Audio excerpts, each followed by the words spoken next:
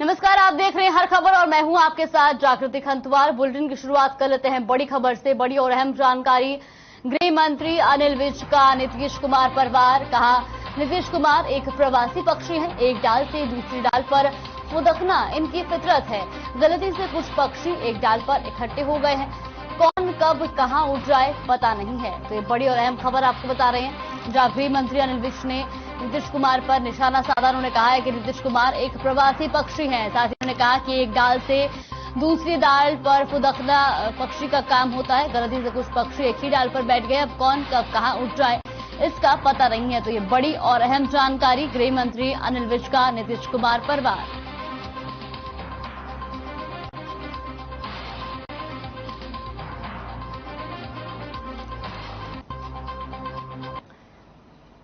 तो बड़ी खबर आपको बता दें, जहां गृह मंत्री अनिल विज ने नीतीश कुमार पर निशाना साधते हुए कहा कि नीतीश कुमार एक प्रवासी पक्षी है, एक डाल से दूसरी डाल पर फुदकना इनकी फितरत है। गलती से कुछ पक्षी एक डाल पर इकट्ठे हो गए हैं, कौन कब कहां उठ जाए पता नहीं है, बस थोड़े दिन की बात है।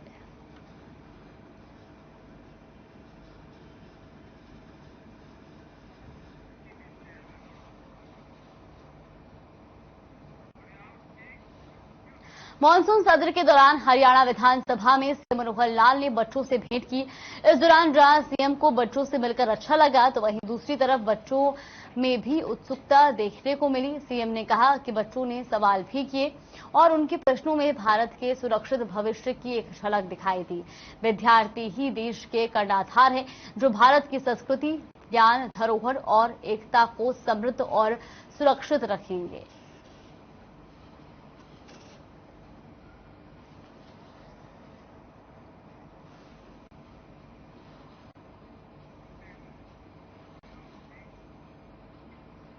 गुरुग्राम पहुंचे केंद्रीय राज्य मंत्री राव इंद्रजीत सिंह ने दर्जनों विकास कार्यों की आधारशिला रखी।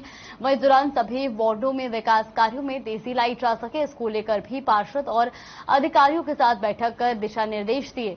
गुरुग्राम नगर निगम के सभी वार्डों में विकास कार्यों में तेजी लाई जाने के सिलसिले में मंत्री ने बैठक की, जिसमें नगर निगम कमिश्नर मेयर मधु आजाद समेत तमाम नगर निगम के पार्षद और अधिकारी मौजूद रहे।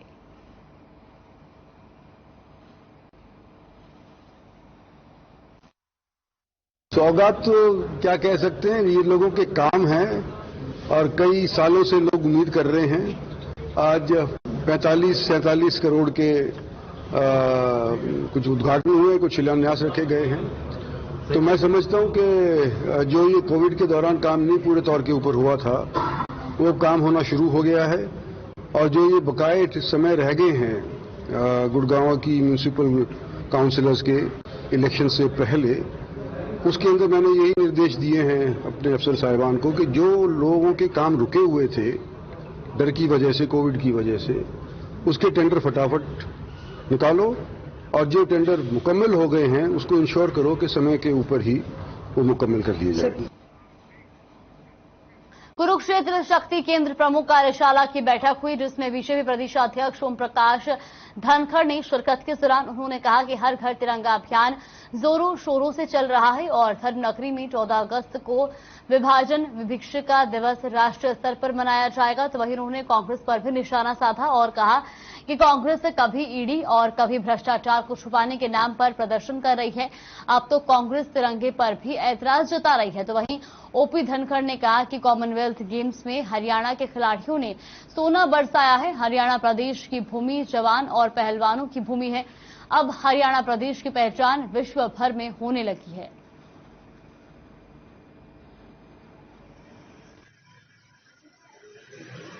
कांग्रेस पार्टी पहले तो प्रदर्शन कर रही थी भ्रष्टाचार छुपाने के लिए, ईडी को पूछ रहे हैं। कल मैंने सुना कि वो कुछ तिरंगे वाले विषय पर भी ऐतराज जता रहे थे। भाई, कांग्रेस पार्टी ने तो हर चीजों की अपनी बपोती मान रखी थी। ईडी आई इंदिरा, इंदिरा आई इंडिया तक उनके नेता चमचागिरी में बोलते थे। यह सबने सुना है, देश में छपा है, नाम भी पता है किसने कहा था। तिरंगा उन्होंने अपना झंडा बना रखा था, केवल निशान का फर्क था। आज हर नागरिक झंडा फहराना चाहता है। ये वो लोग हैं जहां सुभाष ने तिरंगा फहराया था 30 दिसंबर 1943 को, उस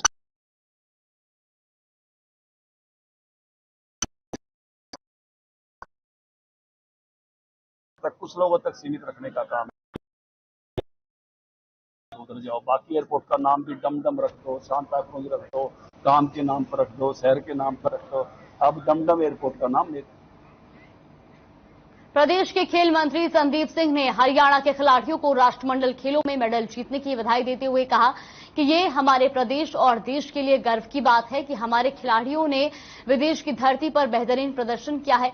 इसी के साथ उन्होंने कहा कि प्रदेश सरकार ने राष्ट्रमंडल खेलों में जीतने वाले खिलाड़ियों के लिए पुरस्कार की घोषणा की है, लेकिन इसी के साथ ये घोषणा भी की है कि जो खिलाड़ी चौथे स्थान पर आए हैं और जिन्होंने राष्ट्रमंडल खेलों में प्रतिभाग किया है उनको भी प्रदेश सरकार की तरफ से प्रोत्साहन राशि दी जाएगी और सभी खिलाड़ियों के लिए सम्मान समारोह का आयोजन किया जाएगा।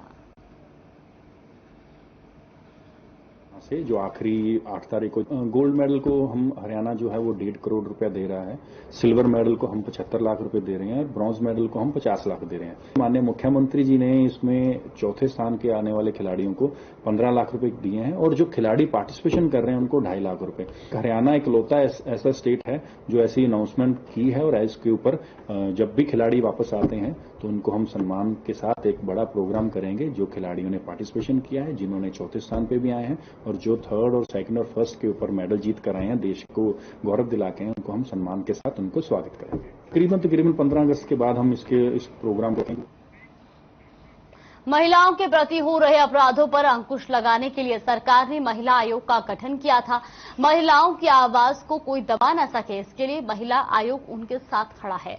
भिवानी में महिला आयोग की chairperson Renu Bhatia one stop centre का दौरा किया।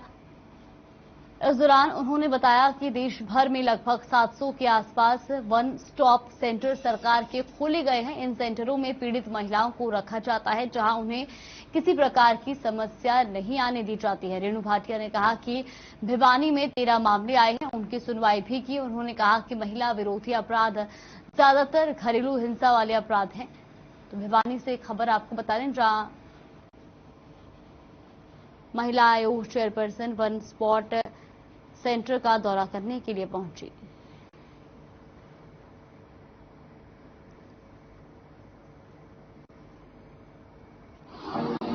भिवानी की तो अभी हियरिंग हम करेंगे और 13 केस हैं लगभग आज हमारे पास। प्रयास करेंगे कि सारे के सारे हम सॉल्व करें। यदि कोई सॉल्व नहीं भी होता तो हम उनको 15 दिन में पेंडिंग रख देते हैं, ताकि 15 दिन में उसका हल निकाल कर लाएं। और ज्यादातर हमारे पास केसेस डोमेस्टिक वायलेंस के आते हैं और कभी कभी पति पत्नी के प्रॉपर्टी को लेकर भी उसको के भी आते हैं, पर हम प्रयास करते हैं सभी को हम पूर्ण रूप से। आजादी के 75वें अमृत महोत्सव को लेकर प्रशासनिक स्तर पर घर घर तिरंगा के तहत विभिन्न कार्यक्रमों का आयोजन किया जा रहा है। इसी कड़ी में पलवल एसडीएम वैशाली सिंह के नेतृत्व में आयोजित तिरंगा यात्रा में स्काउट्स एंड गाइड छात्रों, प्रशासनिक अधिकारियों, कर्मचारियों सहित दूसरे लोग भी मौजूद रहे। साथ ही घर घर तिरंगा लगाने का संदेश दिया। यात्रा के दौरान भारत माता की जय और वंदे मातरम के नारे भी लगाए।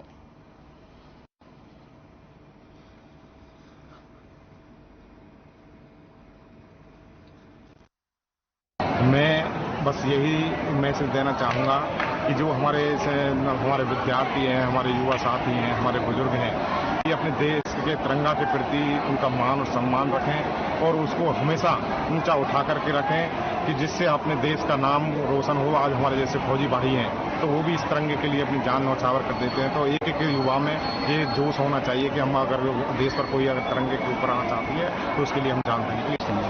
तिरंगा यात्रा के लिए प्रशासन ने सभी विभागों, सभी टीम्स के साथ एक बैठक बुलाई थी, जिसमें ये डिसाइड करा गया था कि एक बड़ी यात्रा हम 14 तारीख के आसपास निकालेंगे, पर उससे पहले विभिन्न विभाग, विभिन्न ब्लॉक स्तर पर अलग अलग ऑर्गेनाइजेशंस के थ्रू तिरंगा यात्रा निकाली जाए, जिस कड़ी में आज भारत स्काउट्स एंड गाइड्स और रेड क्रॉस ने मिलकर तिरंगा यात्रा निकाली है, जिसमें मेजरली हमारे बच्चे पार्टिसिपेट कर रहे हैं। और बहुत ही अच्छा लगा है बच्चों के इतने जोश को देखकर, रुझान को देखकर। और सबसे बढ़िया बात यह है कि हमारा जो एजुकेशन डिपार्टमेंट है वो सभी बच्चों को ये सीख दे रहा है कि वो तिरंगे खुद बनाएं, ताकि वो खुद बनाएंगे तो उनकी ओनरशिप आएगी, उन्हें तिरंगे का। महंगाई बेरोजगारी के मुद्दे को लेकर विपक्ष लगातार सरकार को घेरता जा रहा है। अंबाला में कांग्रेस पार्टी ने बढ़ती हुई महंगाई और बेरोजगारी के मुद्दे को लेकर भारत जोड़ो यात्रा निकाली। मीडिया से बातचीत में कांग्रेस के सदस्यों ने कहा कि बीजेपी सरकार भारत को तोड़ने का काम कर रही है, इसलिए अब कांग्रेस भारत जोड़ो यात्रा निकाल रही है। वहीं कांग्रेस पार्टी के प्रतीक चौधरी ने भी बेरोजगारी, भ्रष्टाचार और महंगाई के लिए बीजेपी को जिम्मेदार ठहराया है।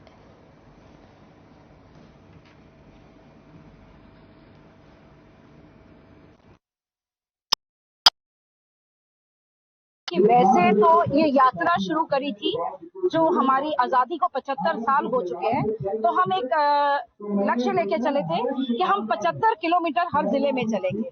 तो यात्रा तो ये उस उपलक्ष्य में है, पर कहते हैं ना कि अपनी दुखती रग हम संभाल नहीं पाते।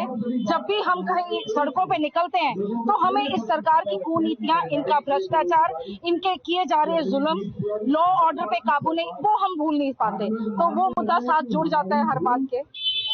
नगर निगम के खिलाफ प्रदर्शन किया जा रहा है। आपके आने से पहले नगर निगम का गेट जो है वो बंद कर दिया गया। और जैसे ही मतलब आपको दिखेगा कि ये मोदी सरकार ने काफी आम जनता को परेशान कर रखा है। आम जनता इससे बहुत ज्यादा परेशान हो रखी है सरकार से, क्योंकि ये हर दिन कभी जीएसटी के थ्रू, कभी किसी तरीके से किसी ना किसी तरीके जनता को लूट रहे हैं या परेशान कर रहे हैं, महंगाई बढ़ा रहे हैं। कभी डीजल पेट्रोल के रेट बढ़ रहे हैं तो कभी गैस सिलेंडर के रेट बढ़ रहे हैं। घरेलू गैस तो इन्होंने घरेलू बख्शी नहीं है। जो लोग थे पहले, जैसे देखा जाए गरीब लोग हैं, वो कहाँ पे जाए।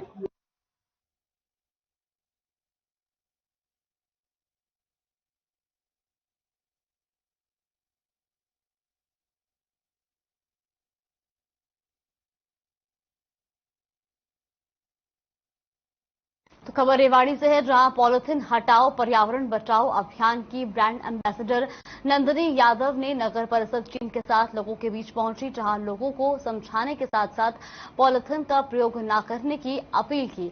नंदिनी यादव की इस अपील का दुकानदारों ने भी समर्थन किया और आगे से पॉलिथीन का प्रयोग न करने का प्रण लिया।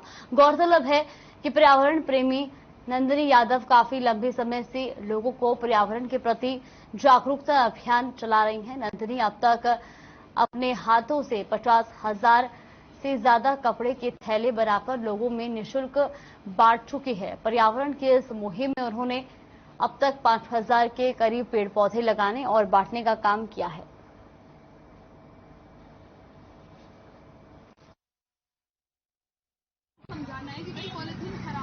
सबसे पहले मैं बताना चाहूंगी कि जैसे कि 1 जुलाई से सरकार ने सिंगल यूज प्लास्टिक पर बैन लगा दिया है, तो उसी के चलते आज मैंने नगर निगम, जो रेवाड़ी का नगर निगम है हमारा, उसकी सहायता से मैं यहाँ पर बड़ा तालाब का जो बहुत ही प्रसिद्ध मंदिर है, जहाँ पर दूर दूर से श्रद्धालु आते हैं, आज उनके बीच में हम लोग अवेयरनेस फैलाने आए।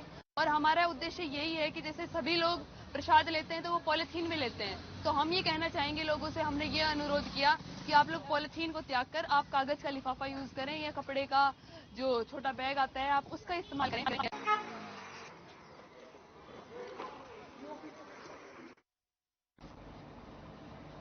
खबर महेंद्रगढ़ से है, जहां खादी भंडार के सामने एक मकान में शॉर्ट सर्किट होने की वजह से मकान में आग लग गई। आग लगने के कारण लाखों का सामान जलकर खाक हो गया। मिली जानकारी के अनुसार जिस समय आग लगी उस समय परिवार के सदस्य अपनी बहन से मिलने गए हुए थे। जैसे ही पड़ोसियों ने आग की लपटें देखी तो लोगों ने तुरंत गेट का ताला तोड़ा और बाल्टियों से पानी डालकर आग को बुझाने की कोशिश की, लेकिन आग इतनी भयानक थी कि घर में रखा सारा सामान, टीवी, बेड जलकर राख हो गया। पीड़ित गोपाल ने बताया कि घर का सारा सामान जलकर राख हो गया है। उन्होंने सरकार से नुकसान की भरपाई की मांग की है।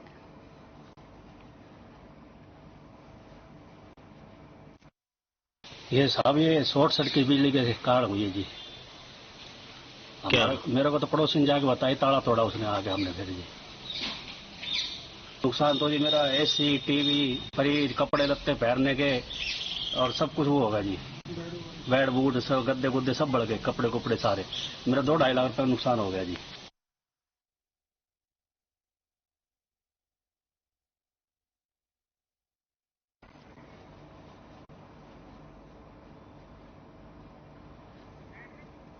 तो महेंद्रगढ़ से खबर आपको बता रहे हैं, जहां शॉर्ट सर्किट से मकान में आग लगी, तो वहीं इस आगजनी में घर के लाखों का सामान जलकर राख हो गया। आपको बता दें कि अब पीड़ित ने सरकार से सहायता की गुहार लगाई है।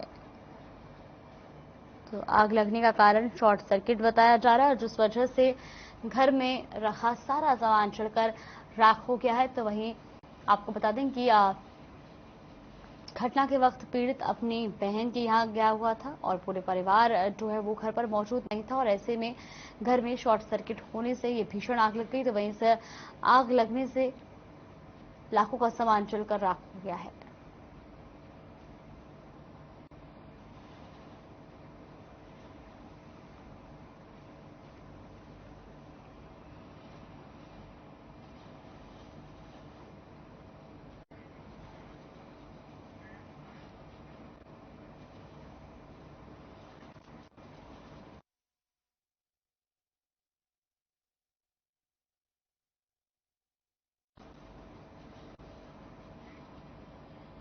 खबर पलवल से है, जहां स्वास्थ्य विभाग की टीम ने घर घर जाकर मच्छर के लार्वा की जांच कर रही है और साथ में लोगों को सामाजिक दूरी और मास्क का प्रयोग करने के लिए प्रेरित कर रही है। जिला सिविल सर्जन डॉक्टर लोकवीर ने बताया कि स्वास्थ्य विभाग की टीमों ने अब तक 405 ऐसे घरों में हिदायत और नोटिस दिया है। वहीं आपको बता दें कि बारिश के पानी जहां भी जमा हो जाता है वहां पर मलेरिया और डेंगू फैलने वाले मच्छर अंडे देना शुरू कर देते हैं, जिससे मच्छरों की ज्यादा बढ़ोतरी हो जाती है और बीमारी फैलने की आशंका भी बढ़ जाती है। इसलिए लोग अपने घरों और दफ्तरों के आसपास पानी एकत्रित न होने दें। अगर पानी के निकासी की सुविधा न हो तो उसे काला तेल डाल दें, जिससे मच्छरों के लार्वा और अंडे समाप्त हो जाएं। इसके लिए स्वास्थ्य विभाग की टीम घर घर जाकर पानी के स्रोतों की लगातार जांच कर रही है।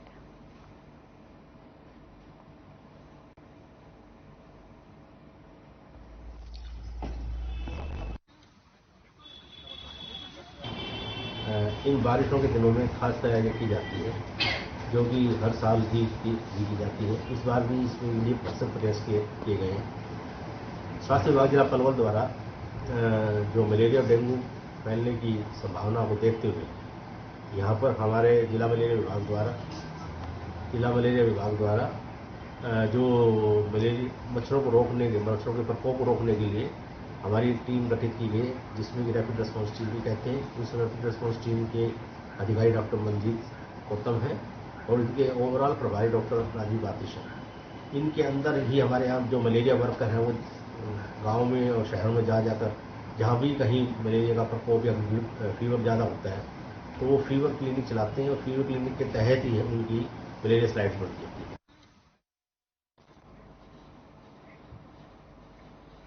भिवानी छोटी काशी के मंदिरों में चोरी रुकने का नाम नहीं ले रही है। यहां के शातिर चोरों ने फिर एक बार भगवान के घर को निशाना बनाते हुए 5 अलग अलग जगहों पर चोरी की वारदातों को अंजाम दिया, जिसमें 4 मंदिर और एक मिठाई की दुकान शामिल है। चोरी की वारदात सीसीटीवी में कैद हो गई। वहीं पुलिस ने मौके पर पहुंचकर सीसीटीवी की मदद से जांच शुरू कर दी है। और भिवानी की खबर आपको बता रहे, जहां पर चोरों का जो आतंक है वो लगातार बढ़ता जा रहा है। मैं शनि मंदिर का पुजारी हूँ। अशोका कॉलोनी जैन गली में शनि मंदिर है। तो इसके अंदर कल रात को जब बंद करके गया, बिल्कुल सही सुबह मेरे को फोन गया पड़ोसियों का कि आपके मंदिर में चोरी हो गई है। तो मैं आके यहाँ पर देखा है दो मूर्तियां, एक हनुमान जी की एक शनिदेव जी की। दोनों मूर्तियों के शीशे टूटे हुए पाए और वहाँ से मूर्तियों के ऊपर माला थी, 4 माला थी, वो गायब पाई और कुछ खरीद थी वो गायब पाई। एक दान पात्र था जो कि 2 साल से बंद था, जो कि हम साल में एक बार भंडारे में खोलते हैं। 1-2 जगह छोटी मोटी चोरी घटनाएं हुई है। एक दुकान में ये 1-2 चोर घुसे हैं, लेकिन चोरी नहीं की उन्होंने। 1-2 खाने की चीजें वो उठा के चले गए थे। ऐसा लगता है प्रोफेशनल चोर नहीं है, लेकिन है पुलिस मौके पे गई है, मौका को देखा है। मामले को गंभीरता से लेते हुए इसके खिलाफ सख्त से सख्त कार्रवाई करेंगे और जल्दी ही ऐसे चोरों को। मेवात की अपराध जांच शाखा एवं एंटी नारकोटिक्स सेल तावड़ू को नशा तस्करों के खिलाफ मिली बड़ी कामयाबी है। नूंह जिले के एसपी वरुण संगला ने बताया कि अपराध गुप्त सूचना के आधार पर कार्रवाई करते हुए पुलिस ने गांजा तस्करों के पास से 313 किलो 100 ग्राम गांजे को कंटेनर बरामद किया है और गांजे की तस्करी करने वाले नेटवर्क का पर्दाफाश किया है। इस मामले में अब तक 7 तस्करों की गिरफ्तारी हो चुकी है। पुलिस का कहना है कि नशा तस्करी के तार नक्सलवादी क्षेत्र ओडिशा व आंध्र प्रदेश राज्यों से जुड़े होने की संभावना है। गांजे की तस्करी के मुख्य आरोपी मोहम्मद अनवर को पुलिस ने 5 दिन के रिमांड पर लिया है और जिससे उसके नेटवर्क का पता लगाया जा सके। एसपी वरुण सिंगला ने कहा कि नारकोटिक सेल द्वारा किए गए बेहतरीन कार्य के लिए पुलिस टीम को सम्मानित किया जाएगा।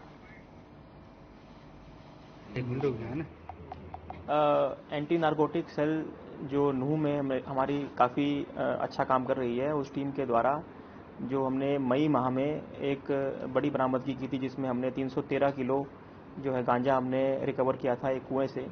उसमें उस वक्त पे 2 आरोपी गिरफ्तार हुए थे और उनसे ये पता लगा था कि वो कहीं से वो छीन के उसको किसी और का जो ये तस्कर का सामान था उसको उन्होंने बीच रास्ते में छीन कर उसको लेकर आ रहे थे वो।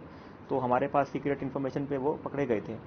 तो उसी सिलसिले में आगे कार्रवाई करते हुए उन 2 के अलावा अब हमने 5 एक्यूज उसमें पिछले गत हमारे 10-12 दिनों में हमने गिरफ्तार किए हैं, जिसमें हमारी शुरुआत हुई है। जो इस इतना बड़ा जो हमारा गांजा था, जिसकी जो मेन डिमांड जो सप्लायर है यहाँ पर नशा तस्कर, वो सुरेंद्र नाम से था, जिसको गुड़गांव पुलिस के द्वारा गिरफ्तार किया गया था। खबर नूह से है, जहां पुन्हाना खंड गांव बिछौर में मंगलवार को मुहर्रम के अवसर पर हजरत इमाम हसन और इमाम हुसैन की याद में ताजिया निकाले गए।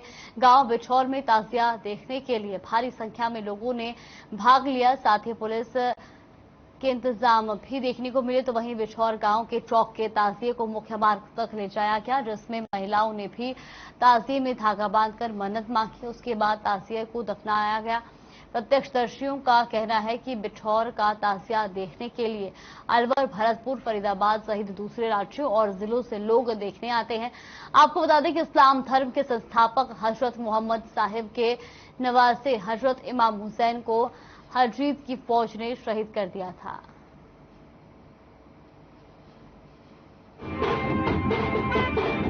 खाना गांव भी शुरू है। पहले ये मुहर्रम मेवात के तकरीबन 30 से 40 गांवों में मनाए जाते। जो ये मुहर्रम है, एक गम का त्योहार है। इमाम हुसैन जो हमारे हुजूर पाक सल्लल्लाहु अलैहि वसल्लम के जो हमारे पैगंबर थे, उनके नवासों ने आज कुर्बानी दी थी। तो ये एक शहादत का दिन है। पहले काफी सारे गांवों में मनाए जाते थे, लेकिन धीरे धीरे इनमें शरारती तत्व शरीक होने लगे, इसलिए ये जो रस्म है लगभग मेवात से समाप्त होने के कगार पर है। साल से मनता आ रहा है। पहले और भी गांवों में मनता था, धीरे धीरे इसका रिवाज खत्म होता जा रहा है। जैसे दूसरों गांव में मनता था और ये धीरे धीरे खत्म होता जा रहा है। और यहाँ एक प्यार प्रेम से और उससे मनाया जा रहा है बहुत ही तरीके से। कैसा माहौल है गांव बिछौर में? माहौल देख सकते हैं आप, बहुत ही यहाँ माहौल बहुत पब्लिक है, भीड़ है। करीब कितने गांवों की जो है यहाँ लोग आते होंगे देखने के लिए? कम यहाँ 50 गाँवों के लोग हैं। बुलेटिन में फिलहाल के लिए बस इतना ही। आप देखते रहिए हर खबर।